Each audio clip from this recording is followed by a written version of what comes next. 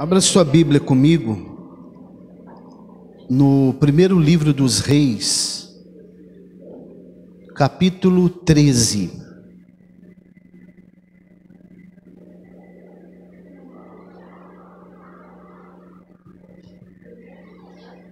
Primeiro Reis, capítulo 13. Vamos ler o versículo 2.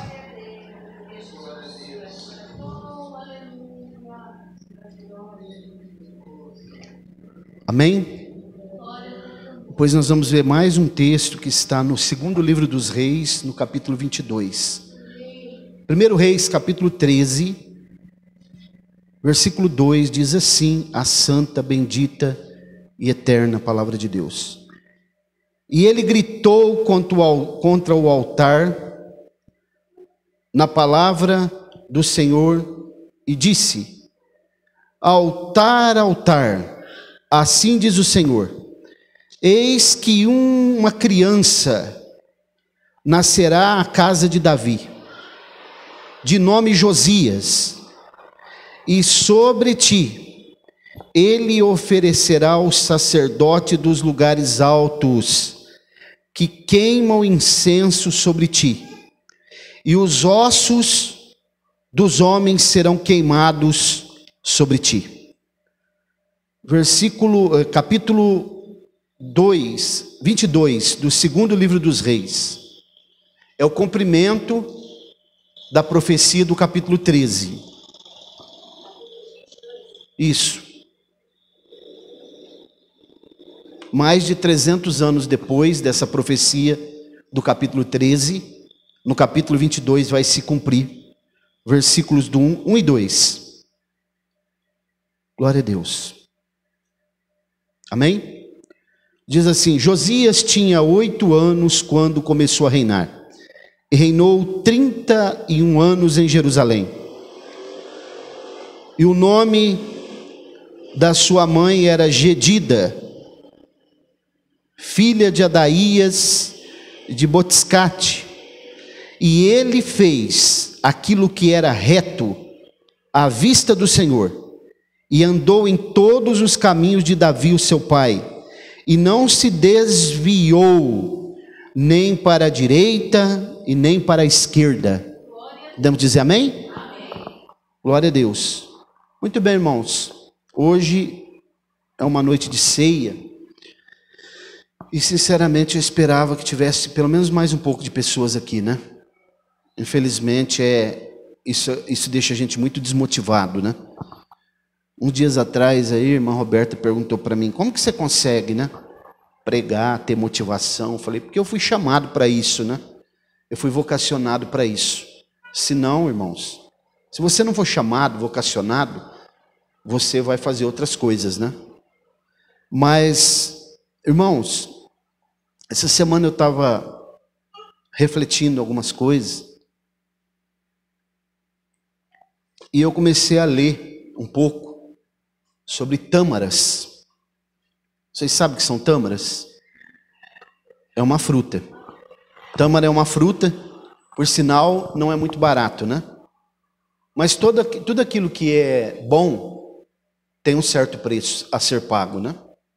Então eu fiquei lendo, aí eu li esse texto aqui, prestando atenção no capítulo 13 do primeiro livro dos Reis, e depois li o capítulo 22, mais de 300 anos após essa profecia do capítulo 13 de 1 Reis. Olha como que a palavra de Deus se cumpriu na vida desse menino chamado Josias. Ele ascendeu ao trono de Israel, né, com a idade de 8 anos, e é claro que tinha que ter um tutor para orientá-lo, né, com essa idade. Mas geralmente, irmãos, quando a gente ouve os pregadores, principalmente aqueles que são de renome, né, pregar uma mensagem, eles costumam dar um tema, né, nessas mensagens. Se eu fosse dar um tema nessa noite, eu iria chamar essa mensagem aqui de plantadores de tâmaras. Você pode pensar: pastor Mauro, o que tem a ver isso, né, que o senhor leu aí, com plantadores de tâmaras? Porque lendo algumas coisas sobre as tâmaras, me aguçou um pouco a curiosidade, E eu fui pesquisar um pouco mais sobre essa fruta, que é característica da região lá de Israel, sobretudo do sul, da parte sul de Israel, o deserto que nós chamamos, que a Bíblia fala Negev, né? Que na verdade no hebraico é Negev. Ali tem muito, naquela parte sul de Israel. Se alguém puder viajar de carro por aquela região ali, umas 3 horas de viagem, ele vai ver centenas e centenas de plantações de tâmara. Mas que interessante, né? Essa questão dessas plantações de tâmara. E a tâmara, irmãos, ela é tão interessante que quando você olha para um pé de tâmara, o que parece? Uma palmeira, um coqueiro. Viu como que o diabo não para de trabalhar? Deus está trabalhando agora, até agora. Mas o diabo também não para, porque o trabalho dele é esse. É desestabilizar as famílias, fazer com que as pessoas sofram acidentes, né? Para trazer caos e tristeza nas famílias, no ser humano. Esse é o trabalho dele, constantemente. Então, tempestades que às vezes a gente pensa, olha, foi Deus que mandou essa tempestade, né? Mas na verdade pode ser que seja ele que esteja envolvido nessas tempestades. Lá no livro de Jó, a Bíblia fala sobre isso, né? Mas aqui, voltando para o nosso raciocínio aqui, ele parece um coqueiro, né? Mas ele tem 3 diferenças de um pé de coqueiro. 3 diferenças. Primeiro, a primeira diferença é o método do plantio. Primeiro, o fruto, né? Que é bem diferente de um coco. Segundo, o método de plantio. E terceira coisa, que é imprescindível, é o tempo. Porque uma tâmara, um coqueiro, se você plantar com 3, 4 anos no máximo, você já começa a colher frutos. Mas a tamareira não. Ela demora de 80 a 100 anos para colher fruto. Pastor Mauro, o que é isso? Então logo nós podemos presumir que uma pessoa que planta um pé de tâmara, ela não vai colher o fruto. Então para que plantar? É aí que começa a entrar o assunto que eu quero falar aqui com os irmãos. Quem planta um pé de tâmara, talvez, os netos vão colher. Os filhos não colhem também. Mas provavelmente o bisneto. De 80 a 100 anos, irmã Liane. Para começar a colher frutos da tamareira. E é muito interessante quando a gente começa a observar sobre isso, porque a tâmara também, você sabia que a tâmara tem gênero? Tem o macho e a fêmea. E só há uma maneira que possa acontecer de nascer fruto. Depende da polinização das abelhas e do vento. Quando ele leva o pólen do masculino até a planta ali feminina, é que acontece a polinização. Que interessante, né? O que tem a ver isso conosco? O que tem a ver isso? O que eu quero falar a respeito das tamareiras, trazendo ela como uma metáfora com os irmãos nessa noite, é exatamente sobre algo que eu já venho falando aqui algumas vezes, já dei algumas pinceladas aqui sobre legado. Legado. Porque, irmãos, essa geração que nós estamos vivendo hoje, eu estou falando da igreja agora, e vou falar sobretudo hoje da Igreja Assembleia de Deus, porque é bom a gente falar da nossa casa também, né? Às vezes a gente fica falando da casa dos outros e esquece de falar da nossa casa, porque tem muitos problemas dentro da nossa casa e nós ficamos falando da casa dos outros. Então é bom falar da nossa casa. Então observe, a geração hoje da Assembleia de Deus, vamos imaginar que a Assembleia de Deus seja uma lavoura de tâmaras. Então a geração assembleiana de hoje, ela tem 2 opções. Ou elas destroem completamente, essa geração destrói completamente a plantação, ou então ela continua plantando para gerações vindouras, futuras. Porque, como eu disse aos irmãos, eu acredito piamente que Jesus está muito próximo da sua vinda. Todavia, se ele não vier como nós estamos pensando ainda, e as gerações futuras? E as crianças de hoje, como a Eloá, o João, o Pedro, outras mais pequenas ainda, outros que já estão na adolescência. Irmãos, o que vai acontecer com essa geração da igreja contemporânea? O que vocês acham? Que coisa mais séria, né? Então vamos falar um pouquinho sobre legado. Mais uma vez eu vou lembrar os irmãos o que significa legado. Legado não é herança. Herança é o que nós deixamos para as pessoas. Legado é o que nós deixamos nas pessoas. Você parou para pensar já? Que tipo de legado você tem deixado para sua família? Que tipo de legado você, como pai, como mãe, como avô, tem deixado para as crianças pequenas? Eu sempre tenho batido na tecla lá em casa. Paola, cuidado com o legado que você deixa para essa menina aí, viu? Porque eles são fruto do que eles veem e do que eles ouvem. Então aqui comigo, observe. No capítulo 26 do livro do Gênesis, nós vamos encontrar lá uma passagem bem interessante a respeito de legado.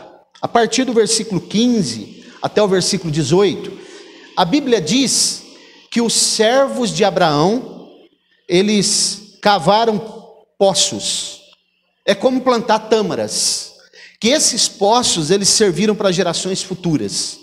Quando chegou no momento que Isaac, Abraão já tinha passado, Jacó já tinha passado, Isaac estava em evidência, os pastores, os servos dos filisteus começaram a entulhar os poços que os servos de Abraão haviam cavado, como plantação de tâmaras. Porque os irmãos sabem que uma das coisas mais valiosas que existem no deserto é a água, né? Porque a escassez de água é muito grande no deserto. Então, vamos ler o versículo 18 do capítulo, vamos ler do 15 ao 18, 26. Gênesis 26, do 15 ao 18. Glória a Deus. Olha como diz. Gênesis capítulo 26, do 15 ao 18. Preste bastante atenção, irmãos, que Deus tem uma palavra para nós. Talvez uma das últimas mensagens, né? Que nós vamos pregar aqui na cidade de Colina. Ora, todos os poços que os servos de seu pai tinham cavado, nos dias de seu pai, olha o legado, nos dias de seu pai, Abraão, os filisteus entulharam e encheram de terra. E Abimeleque disse a Isaac: aparta-te de nós, porque muito mais poderoso te tens feito do que nós. Então Isaac partiu e acampando no vale de Gerar, lá habitou. Isaac tornou a cavar os poços que se haviam cavado nos dias de Abraão seu pai, pois os filisteus os haviam entulhado depois da morte de Abraão, e deu-lhes os nomes que seu pai lhes dera. Então vocês perceberam os poços que os servos de Abraão haviam cavado. Isaac está desfrutando deles agora, e os filisteus começaram a entulhar. Os servos dos filisteus começaram a entulhar. A Bíblia nos mostra que depois que Jacó também, ele tinha esses poços aí, mas a Bíblia diz que ele foi a um lugar chamado Siquém. Esse lugar é muito importante na Bíblia. No Novo Testamento, em João capítulo 4, ele é chamado de Sicar, porque o idioma é outro. É aquele local onde a mulher samaritana se encontrou com Jesus, lugar de decisão. O poço que Jacó havia cavado, agora alguém está desfrutando. Naquele lugar foi o local onde aquela mulher teve a sua vida transformada. E a Bíblia diz que ela saiu anunciando Jesus nas terras de Samaria, e passado muito tempo depois, quando a gente vai ler Atos dos Apóstolos capítulo 8, Filipe, ele é enviado para pregar em Samaria.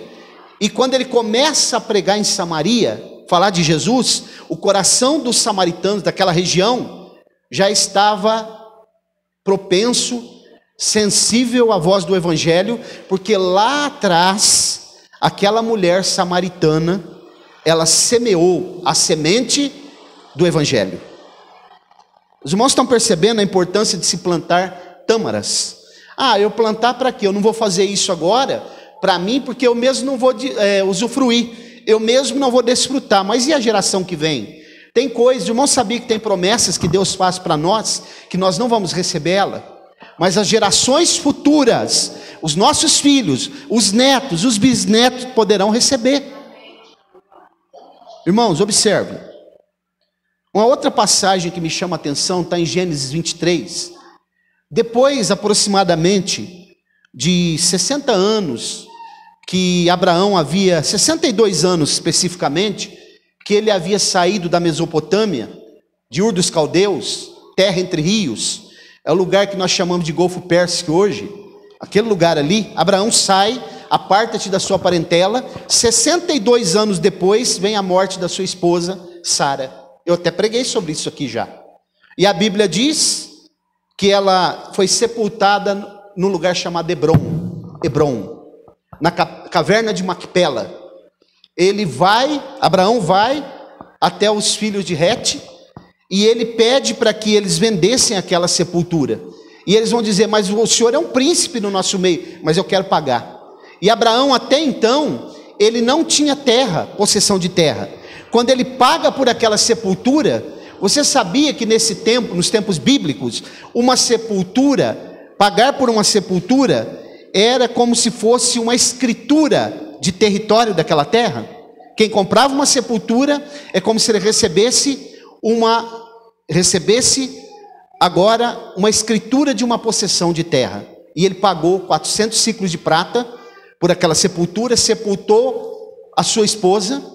E quando alguém tem a oportunidade de passar lá na cidade de Hebrom, nessa região até hoje, tem a caverna até hoje lá, e tem uma placa lá: aqui foi sepultado, aqui jaz Abraão, Sara, Jacó, Lia, Isaque e Rebeca. Toda a família foi sepultada lá. Sabe por que ele comprou aquela região, irmãos? Porque ali era uma terra politeísta, onde se serviam vários deuses. Ele comprou e pagou. E naquele momento que ele paga, ele está se declarando como servo do Deus vivo.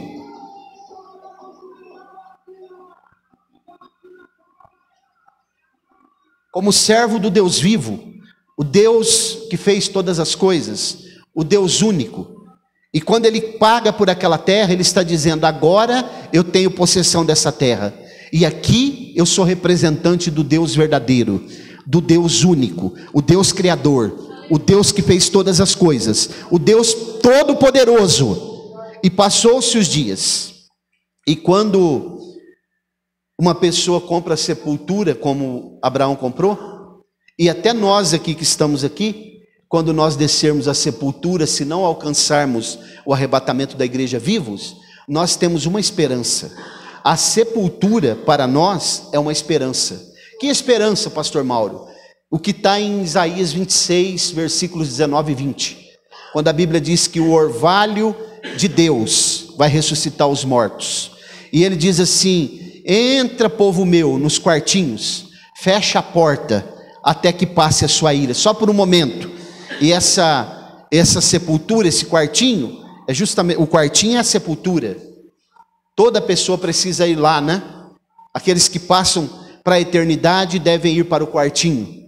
Como eu já disse aos irmãos, alguns têm um quartinho um pouco melhor do que o outro, alguns colocam lá mármore, colocam granito, colocam muitas coisas lá. Mas o certo é que cada um deve ir até aquela sepultura. E a sepultura, irmãos, para nós, as dores que nós passamos, as dificuldades que nós passamos, as tribulações, as enfermidades, como foi falado pelo Danilo, todas as tribulações servem para nós, para quê? O que nós temos tirado, irmãos, dessas lições que nós temos passado no ano de 2021 e ao longo da nossa vida. Qual a lição que você e eu tem tirado? Qual a lição que nós temos tirado das perdas, das pessoas que nós amamos? Da morte da tua mãe, Danilo, da minha mãe que já partiu, meu pai. Qual é as lições que nós temos tirado? As pessoas que você perdeu, as dificuldades, porque o grande problema do ser humano é quando Deus está trazendo lições, está mostrando a direção, está mostrando o caminho, está mostrando as dificuldades para ele, e ele não consegue pegar aquilo como algo pedagógico. E ele vai passar a vida toda dele, e ele nunca vai ter mudança de atitude. Ele sempre vai ser a mesma pessoa. A mesma pessoa. Isso é muito sério. É interessante, né, que depois, quando Abraão, Sara morre, Abraão vai se casar pela segunda vez. A Bíblia diz que ele se casou pela segunda vez. Isso aqui é um princípio para nós também, que o casamento de Abraão só acabou quando Sara morreu. Isso aqui é um princípio. Ele vai se casar com uma mulher chamada Quetura, e ele vai ter muitos filhos. Alguns que foram os antecessores, os ancestrais dos chineses, dos japoneses, dos coreanos, mas tem um especificamente, depois os irmãos podem ler o capítulo 25 de Gênesis, vocês vão perceber que tem um que chama Midian. Midian é filho de Abraão com Quetura. Você sabe quem é Midian? Midian é justamente aquele que é o que possuiu a terra de Midian, que é a atual Arábia Saudita hoje. Onde está o Monte Sinai? Monte da Arábia, segundo Paulo fala em Gálatas. A Bíblia nos mostra que depois de muito tempo, o que aconteceu? Um homem chamado Moisés, ele sai do Egito, fugitivo, como se fosse um foragido da justiça hoje, e ele vai para esse lugar, chamado terra de Midian. Quem era Midian? Filho de Abraão. Quando Moisés chega ali, irmãos, fugido do Egito, ele vai pastorear ovelhas de um homem chamado Jetro, Ietro, né? Nós chamamos Jetro, português Jetro. Esse homem se torna o seu sogro. Aquele local não era mais uma terra politeísta, porque Abraão havia plantado tâmaras lá atrás. Ali agora é um lugar onde se serve o Deus vivo, porque a Bíblia diz que Jetro era sacerdote em Midian. E ele começa a falar, por incrível que pareça, ele começa a falar, antes de Moisés ir à sarça, ele já começa a falar de Deus para Moisés. Sacerdote, e depois Moisés se casa com uma das suas filhas, os irmãos já sabem, né? Zípora. E uma coisa que me chamou muita atenção, Danilo, é que Moisés, fugitivo da justiça, antes dele chegar ao Sinai, ele era uma pessoa. Mas depois que ele vai ao Sinai e ele se encontra com Deus, a vida dele é transformada. Isso me lembra do quê? De nós aqui, ó, o Calvário, a cruz. Antes de nós conhecermos a cruz de Cristo, nós éramos uma pessoa, mas quando nós conhecemos Jesus, quando Ele fez parte da nossa vida, quando nós descobrimos a cruz de Cristo, a nossa vida foi transformada. O Danilo disse aqui, quando a minha mãe morreu, eu ainda não tinha o conhecimento, a visão que eu tenho hoje, mas hoje você já tem, porque você já sabe o que é a cruz de Cristo, e as pessoas que poderiam estar aqui não estão, conheceram, mas não quiseram pagar o preço. Moisés, irmã Eliane, era uma pessoa antes do Sinai, viu? Depois do Sinai, outra pessoa. Não há nenhuma justificativa para uma pessoa que se encontra com Jesus, encontra o Deus vivo, o Deus de Abraão, de Isaac e Jacó, o Deus de Moisés, o Deus da Bíblia, e continue vivendo a mesma vida que vivia. Não há. A mesma vida mesquinha, mentindo, enganando, fazendo as mesmas coisas de sempre. Não há essa possibilidade, porque a verdade que liberta é a palavra de Deus. Irmãos, entendendo tudo isso, esse pressuposto, os irmãos se lembram que a terra agora não é mais politeísta. A terra agora ela é monoteísta, onde se adora o Deus vivo. Os irmãos se lembram o que aconteceu com Moisés, quando ele mandou os espias? Pois os irmãos lê o capítulo 13 de Números. Os espias, 12 espias vão lá visitar a terra, ver se a terra era boa, se tinha água, se tinha árvores, se tinha fruto, se era habitada, se não era. Quando eles voltaram para trazer o relatório, 10 deles trouxeram um relatório negativo, mas 2 não. Josué e Calebe disseram, tem gigantes lá. Só que nós vamos tomar a terra deles, porque a terra não é deles, a terra é nossa. Você sabia que isso daqui é um grande embate teológico? As pessoas dizem assim, por que o Deus de Abraão, o Deus da Bíblia, o Deus verdadeiro, que eles dizem que é o Deus compassivo, o Deus misericordioso, o Deus gracioso, o Deus que é benevolente, por que ele vai mandar alguém tomar a terra do outro? Só que isso não é verdade. Deus não age na ilegalidade. Quem age na ilegalidade são os homens. Deus não mandou eles tomar a terra de ninguém. Deus mandou eles recuperar a terra que já era deles. Porque até a terra de Hebrom hoje, ela está na possessão da Palestina, dos palestinos. A cidade de Jerusalém, metade dela está sob a possessão da Jordânia. Mas esses locais que eu estou mencionando não pertencem à Jordânia e não pertencem aos palestinos, pertencem a Israel. E durante o período do milênio voltará para a possessão de Israel, porque Deus deu essa terra. E isso só aconteceu porque Abraão, motivado e orientado por Deus, plantou tâmaras lá atrás, quando ele comprou a sepultura da sua esposa, lá em Hebrom, a caverna de Macpela. Os irmãos estão percebendo o que é o legado? A terra de Israel está lá até hoje. Quanto tempo faz que Abraão já morreu? Quanto tempo faz que Isaac, Jacó, Moisés já morreu? Já morreram, né? Você tem pensado nisso, irmão? Ou vamos tocando a vida de qualquer forma? Ah, daqui a pouco eu vou morrer mesmo? É igual essas gerações que vão destruindo a natureza, porque ele não está pensando nas gerações futuras. Vamos destruir tudo isso aqui. Tem problema não, pessoas que vão às matas e caçam os animais. O animal está em extinção e ele está caçando, porque ele não está pensando nas gerações futuras. Aquele animal, aquela planta, cada coisa que está ali, faz parte do equilíbrio biológico, da biodiversidade que Deus colocou ali. Se tirar dali, vai dar problema. Legado, né? Irmãos, eu vou dizer uma coisa para nós aqui todos nessa noite. Deus preparou uma terra para nós. Não é aqui, viu? Onde que é, pastor Mauro? Vou comprar um pedaço de terra? Não. E não é no cemitério também, viu? A terra que Deus preparou para nós é numa outra pátria. E nós estamos caminhando para ela. A Canaã celestial. A Nova Jerusalém. Nós temos essa esperança. Mesmo que nós precisar ir para a sepultura, para o quartinho, há uma esperança de ressurreição. Paulo deixa isso claro em 1 Coríntios 15, quando ele diz: se Cristo ressuscitou, nós também haveremos de ressuscitar. Há uma esperança. Glória a Deus. Agora eu quero, caminhando para o fim aqui, dizer uma coisa.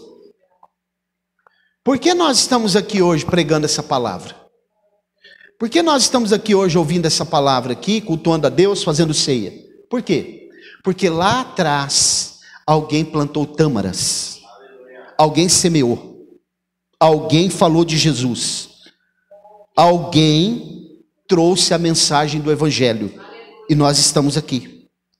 Por que nós estamos aqui? Porque aconteceu, irmãos, uma coisa chamada, passou pelo Antigo Testamento, pelos profetas, passou por Moisés, todos esses que eu mencionei aqui, passou por Jesus e pelos apóstolos, vieram os pais da igreja chamada patrística, vieram os reformadores, todos os outros, e chegou até um dia, lá em 1906, num local, no número 312, na Rua Azusa 312, em Los Angeles. Lá estava um homem, um pregador do evangelho, filho de escravos, chamado pastor William Seymour. Ele estava pregando lá. E Deus derramou um grande avivamento. E lá na Suécia, 2 homens ficaram sabendo desse grande avivamento. Eles eram batistas, sensacionistas, não acreditavam na atualidade dos dons. Mas eles foram visitados numa reunião de oração, em uma madrugada lá na Suécia. E Deus batizou eles com o Espírito Santo. Eles receberam o batismo no Espírito Santo, falaram em línguas. E Deus usou um profeta que estava naquela reunião. E disse para eles: Deus levará para vocês além mar, um lugar distante chamado Belém, Pará.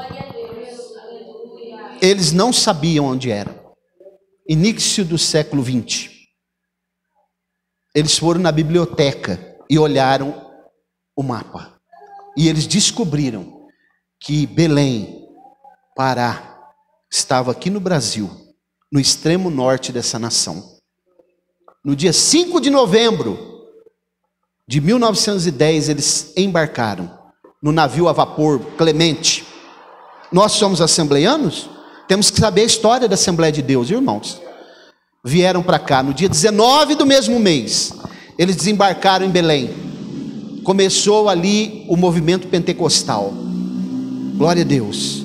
E a mensagem que está atual até hoje: Jesus Cristo salva, Jesus Cristo cura, batiza no Espírito Santo e breve voltará. Levará o homem para o céu.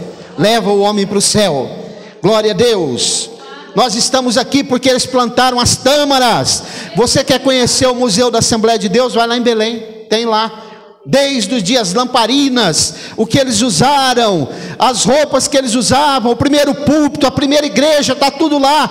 Os sinais das pessoas que receberam as curas, pessoas que foram transformadas, o momento em que se iniciou o círculo de oração na igreja brasileira, a primeira irmã que foi batizada com o Espírito Santo, a irmã Celina Albuquerque, está tudo lá em Belém, no Pará. Se um dia Deus me der a condição, eu vou lá. Eu quero ir lá. Jesus Cristo salva, Jesus Cristo cura, batiza no Espírito Santo, em breve voltará. O Senhor está no lugar certo hoje. Aqui é o lugar da esperança, da salvação, da transformação de vida. Aqui é onde o Deus vivo fala conosco. Glória a Deus. Toda a honra e toda a glória seja dada ao Senhor. Eu quero concluir, irmãos. Plantadores de tâmaras. Eu quero concluir dizendo o seguinte, mais uma vez perguntando, qual o legado, irmãos, que nós vamos deixar para os filhos e para os netos? Já pensou? Qual o legado? Legado de alguns crentes aí, que vê a gente no mercado e vai embora, faz que não viu? Imagina, os filhos juntos, hein? Vendo isso, vai fazer a mesma coisa, né? Que legado? Qual o legado? Você sabe qual foi o legado que a mãe e a avó de Timóteo deixou para ele? Você sabe? Vamos ler um texto. 2 Timóteo 1,5. Preste atenção nesse texto. Olha o que a avó Lloyd e a mãe Eunice de Timóteo, um grande obreiro do Novo Testamento, discípulo do apóstolo Paulo, deixou para ele de legado. Trazendo à memória. Glória a Deus. Você pode dar um glória? Sabe o que quer trazer a memória? Plantadores de tâmaras. Olha lá. A fé não fingida que há em ti, a qual habitou primeiro a tua avó Lloyd e a tua mãe Eunice. Estou certo de que também habita em ti. Quem habitava? Aonde habitava? Isso é herança? Não, legado. Não é algo que elas deixou para ele, é algo que deixou nele. Primeiro habitou tua avó, depois a tua mãe, eu sei que agora habita em ti. Plantaram tâmaras, ensinaram ele, ensina o menino no caminho que deve andar, e depois quando estiver velho não se desviará dele. Provérbios 22:6. Glória a Deus. Irmãos, muitas pessoas receberam legados negativos, né, dos pais. Quantas pessoas, né? Alguém talvez recebeu legado de ouvir palavrões, legado de grandes e grandes conflitos dentro de casa. Alguém recebeu um legado de aprender a ser avarento, não é? Alguém foi abusado sexualmente, às vezes até de pessoas próximas da família. Que legado, irmãos? Que coisa triste. Você prestou atenção no texto que nós lemos? O que tem a ver isso, pastor Mauro? Volte lá para o primeiro livro dos Reis, capítulo 13, aqui eu vou concluir essa reflexão. Ele está com 8 anos de idade, Josias. Você sabe quem é o pai de Josias? O pai de Josias chama Amon. O vô de Josias chama Manassés. Um dos reis mais corruptos que já governou Israel. Manassés. Segundo a tradição rabínica, você sabe o que Manassés fez com o profeta Isaías? Cerrou ele ao meio. Dá para acreditar nisso? O avô de Josias. O avô de Josias. Manassés matou todos os seus filhos e passou no vale de Inom. Sabe o que significa isso? Passar no vale de Inom significa como se fosse magia negra hoje. Significa como se fosse alguém entregar o seu filho para o satanismo. Ele fez isso, Manassés. Cerrou o profeta ao meio. O que vocês querem? Josias está com 8 anos de idade. Esse moço, esse menino, tinha tudo para seguir os passos do pai e do avô, o legado. Mas sabe o que ele fez? Olha o capítulo 22 do segundo livro dos Reis, preste atenção. Ele era filho de quem?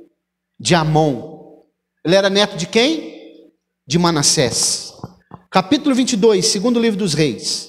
Olha o que a Bíblia diz. Josias tinha 8 anos quando começou a reinar, e reinou 31 anos em Jerusalém. O nome da sua mãe era Gedida. Não aparece o nome do pai aqui, percebeu? Geralmente a mulher não entra na genealogia. Aqui entra o homem. Não entra porque o pai dele não é digno de ser lembrado. Olha o legado.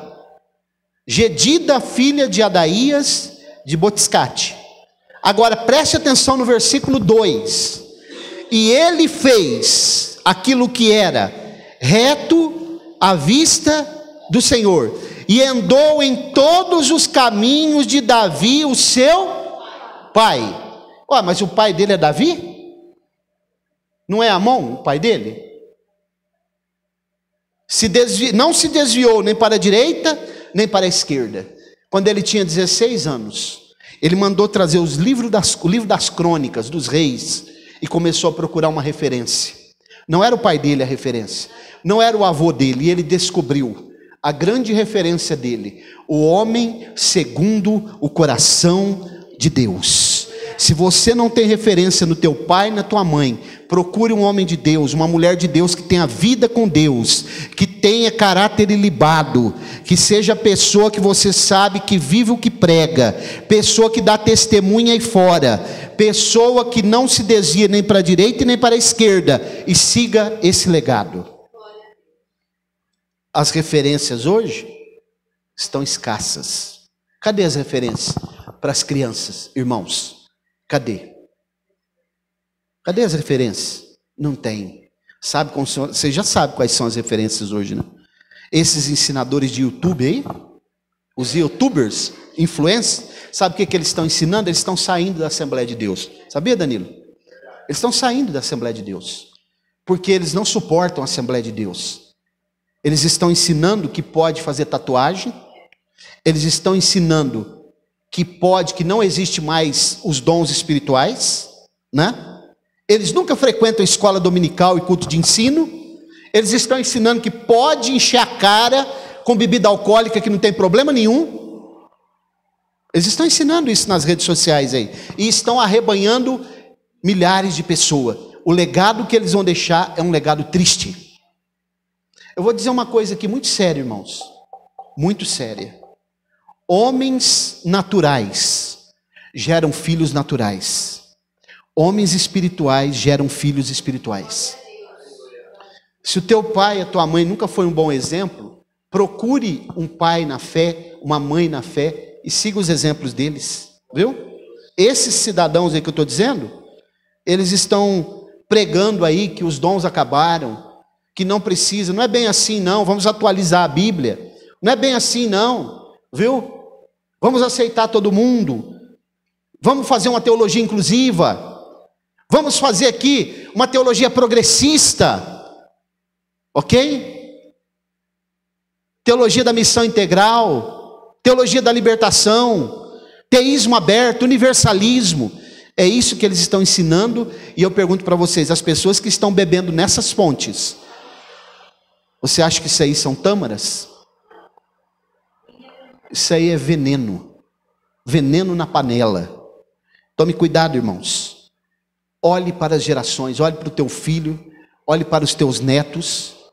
Se estiver pensando em ter filho, pense nisso, viu? Se for precisar ser duro com ele, seja duro. Esse moço aqui, esse menino, você sabia que quando ele tinha 26 anos, ele fez a maior reforma que precisava ser feita na nação de Israel. Ele derrubou os lugares altos, que era onde se sacrificavam os ídolos. Ele restituiu o altar em Israel. E ele sacrificou os sacerdotes. Por isso que fala lá em 1 Reis 13. Ossos humanos queimaria sobre o altar. Os sacerdotes do alto, ele extirpou da nação de Israel. Os pseudos sacerdotes. porque Josias foi levantado por Deus e ele seguiu o legado de Davi. Que nós possamos guardar essa palavra no nosso coração. Quem tem ouvidos para ouvir, ouça. Pratique essa palavra, porque a tua geração será uma geração abençoada. Vamos orar, coloque-se de pé, por favor.